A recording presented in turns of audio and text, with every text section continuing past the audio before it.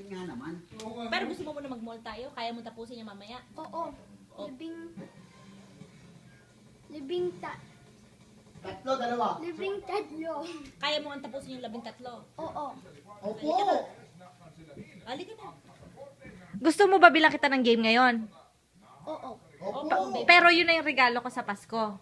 Pwede, Oo. pwede rin. Pwede? Pwede. Magkano ba yun? Ay, mahal yun. Oo ka lang, dahil hindi ka naman nagtiis na Ate Michelle. Bibilan ako ninyo. Ha? Pwede sa biyernes na lang. Hindi ngayon, kasi ngayon ako bibili ng regalo eh. Ano? Ilang tanong yung sa homework mo? Libing tatlo. Ano sa English yun? 13. Oh, ang hirap naman. Mahirap ba yan? Yung homework mo? Hindi. Kaya mo. Madali lang. Okay, nagdadrive ako. Ang traffic, sobrang traffic. May tae ako. May tae ka? Saan? Sa puwet. Yung pala natatay ako.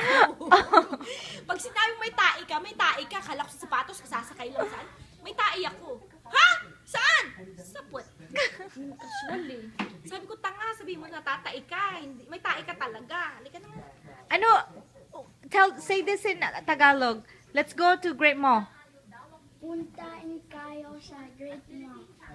Oh, ilang taong ka na sa Tagalog? Siya. Teenager number. That's 10. Oh, teenager. 10. Siyang 10. Eh, yung mama mo ilang taon na sa Tagalog? Di ko alam. Hindi mo alam yung 38? Libing.